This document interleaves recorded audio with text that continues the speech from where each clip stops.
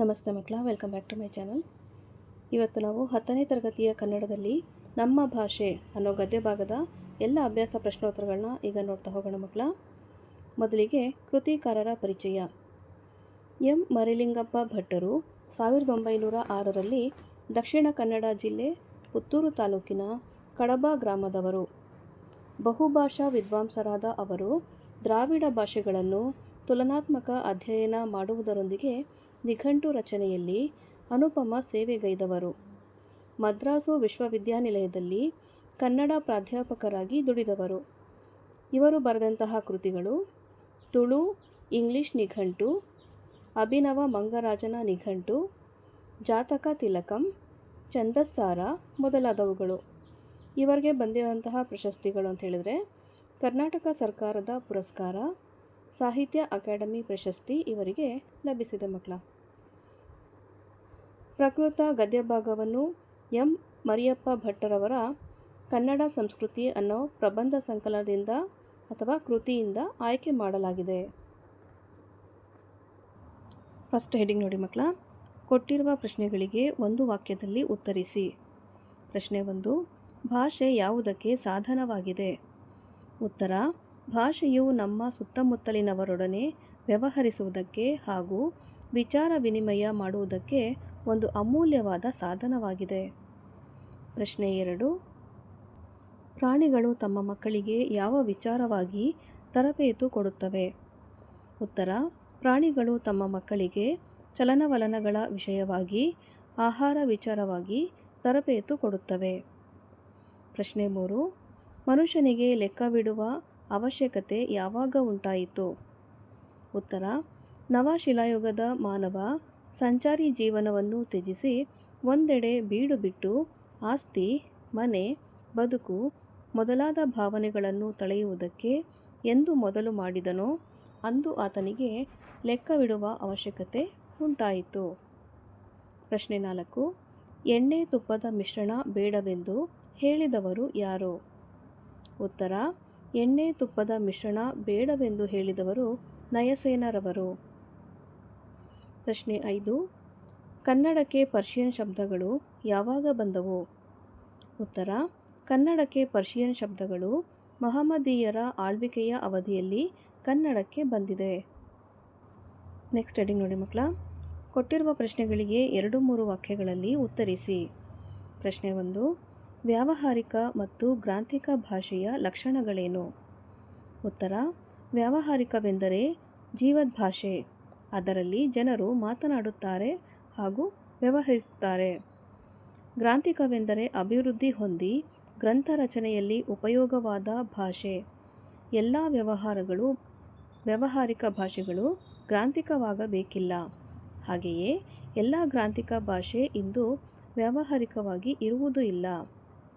ಪ್ರಶ್ನೆ 2, ಲಿಪಿಯ ಜಾಡು ಆರಂಭಗೊಂಡ ಬಗೆ ಹೇಗೆ? ಉತ್ತರ: ಯಾವ ಓದು ಬರಹವಿಲ್ಲದ ಹಳ್ಳಿಯ ಕೆಲಸಗಾರನಾದರೂ ಸರಿಯೇ, ತಾನು ದಿನಗೆಲಸಕ್ಕೆ ಹೋದ ಲೆಕ್ಕವನ್ನು ಗೋಡೆಯ ಮೇಲೆ ದಿನಂಪ್ರತಿ ಒಂದೊಂದು ಗೆರೆ ಎಳೆದು ಗುರುತಿಸಿ ಕೊನೆಯಲ್ಲಿ ಎಣಿಸಿ ಲೆಕ್ಕ ಹಾಕಿ ಸಂಬಳವನ್ನು ಪಡೆಯುತ್ತಾನೆ. ಹಾಲು ಮಾರುವವನು ಹೀಗೆಯೇ ಲೆಕ್ಕವಿಡುವುದುಂಟು. ಇದೇ ಲಿಪಿಯ ಮೊದಲಿನ ಜಾಡು ಎನ್ನಬಹುದು. ಪ್ರಶ್ನೆ 3, ಲಿಪಿಯ ಮೂಲಕ ಜ್ಞಾನ ಭಂಡಾರ ಯಾವ ರೀತಿ ಭದ್ರವಾಯಿತು? ಉತ್ತರ: ಲೆಕ್ಕಪತ್ರಗಳನ್ನಿಡಲು ಉಪಯುಕ್ತವಾದ ಮೂಲ ಲಿಪಿಯನ್ನು ಮತ್ತಷ್ಟು ಪರಿಷ್ಕರಿಸುತ್ತಾ ಸುಂದರವಾದ ಸಾಹಿತ್ಯ ಕೃತಿಗಳನ್ನು ಬರೆದಿಡುವುದನ್ನು ಮಾನವ ಕಲಿತುಕೊಂಡ. ಆ ಲಿಪಿಯ ಮೂಲಕ ಪರಂಪರೆಯಿಂದ ಬಂದ ಎಷ್ಟೋ ವಿಷಯಗಳನ್ನು ಬರೆದಿಡಲು ಸಾಧ್ಯವಾಯಿತು. ಆಗ ಜ್ಞಾನ ಭಂಡಾರ ಭದ್ರವಾಯಿತು. ಪ್ರಶ್ನೆ 4, ಕನ್ನಡ ಭಾಷೆ ಹದಗೊಂಡದ್ದು ಹೇಗೆ? ಉತ್ತರ: ಅನೇಕ ಕವಿಗಳು ಕನ್ನಡ ಅಭಿವೃದ್ಧಿ ಹೊಂದಬೇಕಾದರೆ ಕನ್ನಡ ಪದಗಳ ಬಳಕೆ ಹೆಚ್ಚಾಗಬೇಕೆಂದು ಸಾರಿದ್ದಾರೆ. ಅಂಥವರ ವಾಣಿಯಿಂದ ಕನ್ನಡದ ವೀಣೆ ಮೃದು ಮಧುರವಾಗಿ ಮಿಡಿಯಿತು. ಮುಂದೆ ಬಸವೇಶ್ವರ, ಅಲ್ಲಮಪ್ರಭುಗಳಂತಹ ಶರಣವರೇಣ್ಯರು, ಚಾಮರಸ, ಕುಮಾರವ್ಯಾಸರಂತಹ ಕವಿ ಪುಂಗವರು, ಪುರಂದರದಾಸ, ಕನಕದಾಸರಂತಹ ದಾಸಶ್ರೇಷ್ಠರು ಸುಲಭ ಮಾರ್ಗವನ್ನೇ ತುಳಿದರು.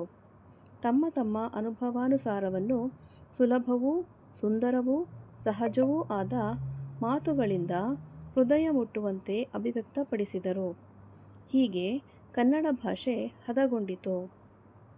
ಪ್ರಶ್ನೆ 5. ಆಂಗ್ಲ ಭಾಷೆ ವಿಶ್ವವ್ಯಾಪಿಯಾಗಲು ಕಾರಣವೇನು? ಉತ್ತರ: ಆಂಗ್ಲ ಭಾಷಾ ಪಂಡಿತರು ದೇಶ ವಿದೇಶಗಳ ಭಾಷೆ ಹಾಗೂ ಸಾಹಿತ್ಯ ಸಂಸ್ಕೃತಿಯನ್ನು ಮುಕ್ತ ಮನಸ್ಸಿನಿಂದ ಅಭ್ಯಸಿಸಿದರು. ಮಹಾಮೇಧಾವಿಗಳು ತಮ್ಮ ಆಸೆ, ಆಕಾಂಕ್ಷೆ, ವಿಚಾರ ಮುಂತಾದವನ್ನು ಆಂಗ್ಲ ಭಾಷೆಯ ಮುಖಾಂತರವಾಗಿಯೇ ಹೇಳಬೇಕೆಂಬ ಉಜ್ವಲ ಅಭಿಮಾನವುಳ್ಳವರಾಗಿದ್ದರು.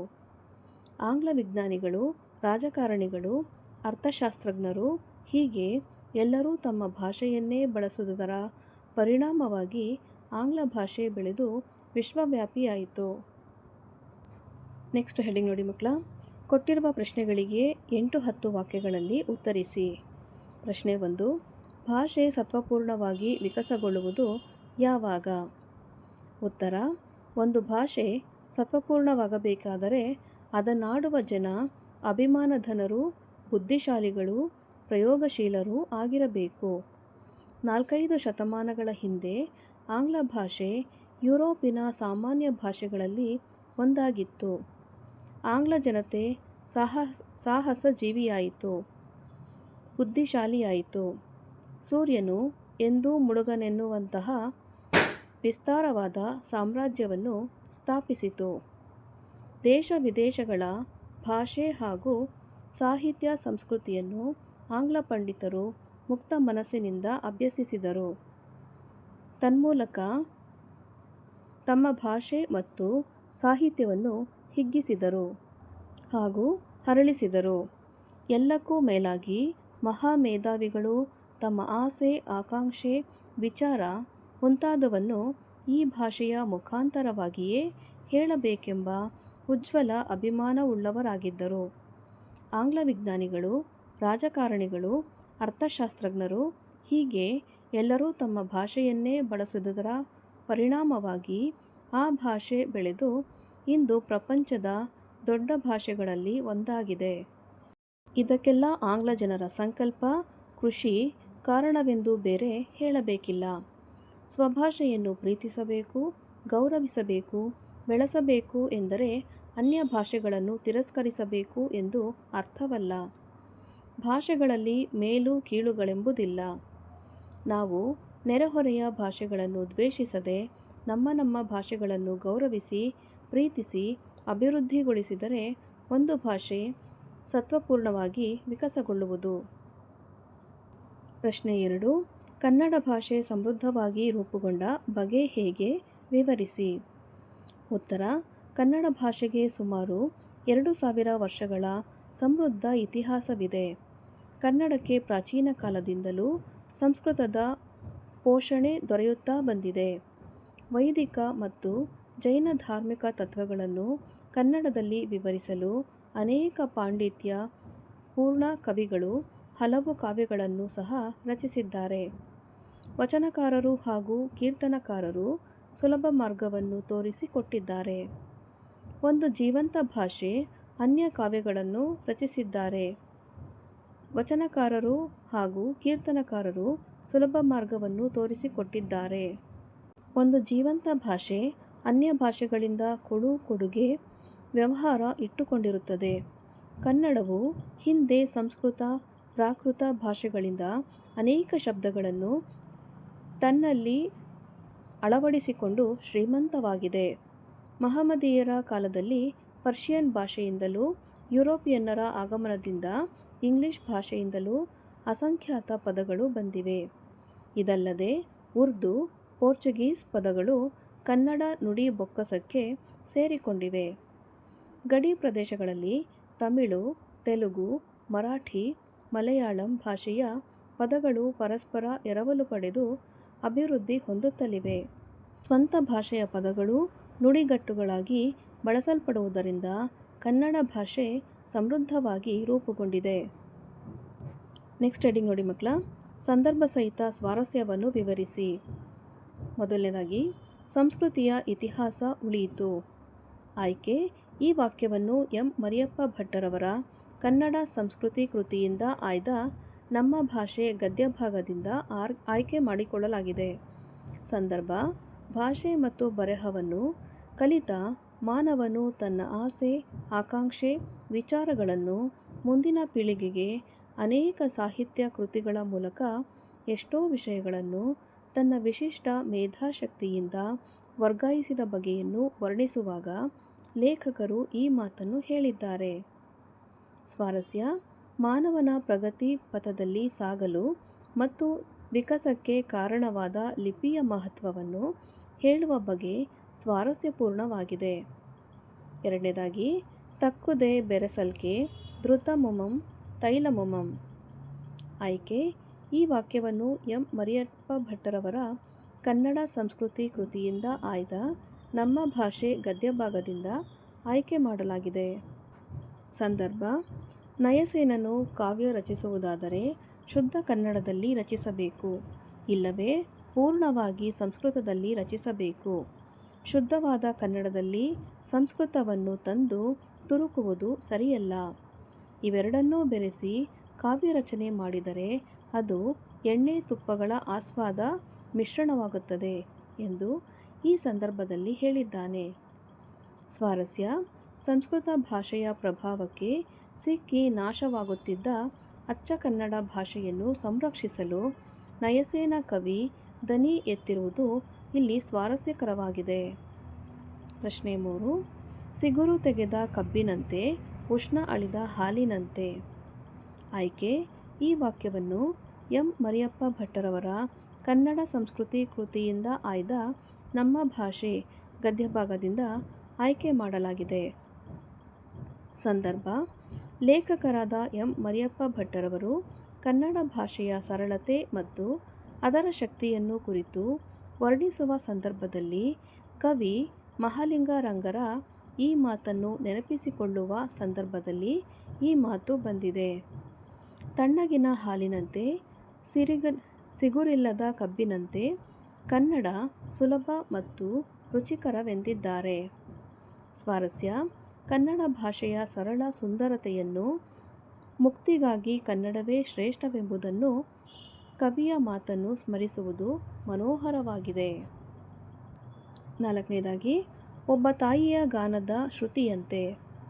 ಆಯ್ಕೆ: ಈ ವಾಕ್ಯವನ್ನು ಮರಿಯಪ್ಪ ಭಟ್ಟರವರ ಕನ್ನಡ ಸಂಸ್ಕೃತಿ ಕೃತಿಯಿಂದ ಆಯ್ದ ನಮ್ಮ ಭಾಷೆ ಗದ್ಯಭಾಗದಿಂದ ಆಯ್ಕೆ ಮಾಡಲಾಗಿದೆ.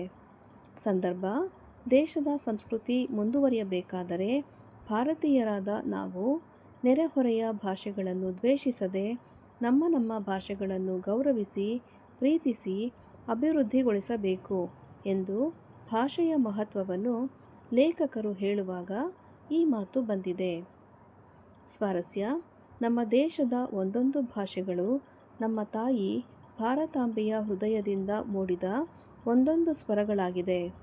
ಎಲ್ಲ ಭಾಷೆಗಳು ಶ್ರೇಷ್ಠವಾಗಿವೆ ಎಂದು ಹೇಳಿದ ಬಗೆ ಸ್ವಾರಸ್ಯಪೂರ್ಣವಾಗಿದೆ. ನೆಕ್ಸ್ಟ್ ಹೆಡಿಂಗ್ ನೋಡಿ ಮಕ್ಕಳ. ಬಿಟ್ಟಿರುವ ಸ್ಥಳಗಳನ್ನು ಸೂಕ್ತ ಪದಗಳಿಂದ ತುಂಬಿ. ಮೊದಲನೇದಾಗಿ, ಭಾಷೆಯಿದ್ದು ಅದರ ಡ್ಯಾಶ್ ಕುಡಿದು ಅರಗಿಸಿಕೊಳ್ಳದ ವ್ಯಕ್ತಿ ಜಂತುವೇ ಸರಿ. ಸರಿಯಾದ ಉತ್ತರ ಪೀಯೂಷವನ್ನು. ಭಾಷೆಯಿದ್ದು ಅದರ ಪೀಯೂಷವನ್ನು ಕುಡಿದು ಅರಗಿಸಿಕೊಳ್ಳದ ವ್ಯಕ್ತಿ ಜಂತುವೇ ಸರಿ. ಎರಡನೇ ಬಿಟ್ಟ ಸ್ಥಳ ನೋಡಿ. ಕನ್ನಡಕ್ಕೆ ಬಹಳ ಪ್ರಾಚೀನ ಕಾಲದಿಂದಲೂ ಡ್ಯಾಶ್ ಪೋಷಣೆ ದೊರೆಯುತ್ತಾ ಬಂದಿದೆ. ಉತ್ತರ ಸಂಸ್ಕೃತದ ಪೋಷಣೆ ದೊರೆಯುತ್ತಾ ಬಂದಿದೆ. ಬಿಟ್ಟ ಸ್ಥಳ 3. ಕನ್ನಡ ಡ್ಯಾಶ್ ಭಾಷಾ ವರ್ಗಕ್ಕೆ ಸೇರಿದೆ. ಉತ್ತರ ದ್ರಾವಿಡ ಭಾಷಾ ವರ್ಗಕ್ಕೆ ಸೇರಿದೆ. 4ನೇ ಬಿಟ್ಟ ಸ್ಥಳ. ಇಂಗ್ಲಿಷ್ ಶಬ್ದಗಳು ಡ್ಯಾಶ್ ಉಡುಪನ್ನು ಧರಿಸಿ ಒಳಗೆ ಬಂದು ಬಿಟ್ಟಿವೆ. ಉತ್ತರ ಕನ್ನಡದ ಉಡುಪನ್ನು ಧರಿಸಿ ಒಳಗೆ ಬಂದು ಬಿಟ್ಟಿವೆ. 5ನೇ ಬಿಟ್ಟ ಸ್ಥಳವನ್ನು ನೋಡಿ. ನಮ್ಮ ಭಾಷೆ ಗದ್ಯಭಾಗದ ಆಕರ ಗ್ರಂಥ ಡ್ಯಾಶ್. ಉತ್ತರ ಕನ್ನಡ ಸಂಸ್ಕೃತಿ. ಓಕೆನಾ. ನೆಕ್ಸ್ಟ್ ಹೆಡಿಂಗ್ ನೋಡಿ ಮಕ್ಕಳ. ಹೊಂದಿಸಿ ಬರೆಯಿರಿ. ಇದನ್ನು ಹೊಂದಿಸಿ ಬರೆದಾಗಿದೆ. ಆ ಪಟ್ಟಿಯಲ್ಲಿರುವಂಥದ್ದನ್ನು ಆ ಪಟ್ಟಿ ಜೊತೆಗೆ ಹೊಂದಿಸಲಾಗಿದೆ ಮಕ್ಕಳ. ಮೊದಲನೇದಾಗಿ ವ್ಯಾವಹಾರಿಕ ಅಂತಲೇ ಉತ್ತರ ಶ್ರವಣ. ದಾಸರು ಸರಿಯಾದ ಉತ್ತರ ಕೀರ್ತನೆಗಳು. ದಿವಾನ ಸರಿಯಾದ ಉತ್ತರ ಅನ್ಯದೇಶೀಯ. ಗ್ರಾಂಥಿಕ ಸರಿಯಾದ ಉತ್ತರ ಚಾಕ್ಷುಷ. ಐದನೇದಾಗಿ ಶಿವಶರಣರು ಸರಿಯಾದ ಉತ್ತರ ವಚನಗಳು. ಮಕ್ಕಳ ಇಲ್ಲಿಗೆ 10ನೇ ತರಗತಿಯ ಕನ್ನಡದಲ್ಲಿ ನಮ್ಮ ಭಾಷೆ ಈ ಒಂದು ಗದ್ಯಭಾಗಕ್ಕೆ ಸಂಬಂಧಪಟ್ಟಂತಹ ಅಭ್ಯಾಸ ಪ್ರಶ್ನೋತ್ತರಗಳು ಮುಕ್ತಾಯಗೊಂಡಿವೆ ಮಕ್ಕಳ. ಈ ಒಂದು ವಿಡಿಯೋ ನಿಮಗೆ ಇಷ್ಟ ಆದಲ್ಲಿ ದಯವಿಟ್ಟು ನಮ್ಮ ಚಾನಲ್ನ ಲೈಕ್ ಮಾಡಿ, ಶೇರ್ ಮಾಡಿ, ಸಬ್ಸ್ಕ್ರೈಬ್ ಮಾಡಿಕೊಂಡು ನಾವು ಹಾಕುವಂಥ ಎಲ್ಲ ವಿಡಿಯೋನ ನೋಡ್ತಾ ನಮ್ಮನ್ನು ಎನ್ಕರೇಜ್ ಮಾಡ್ತಾ ಹೋಗಿ ಮಕ್ಕಳ. Thank you for watching. Bye bye.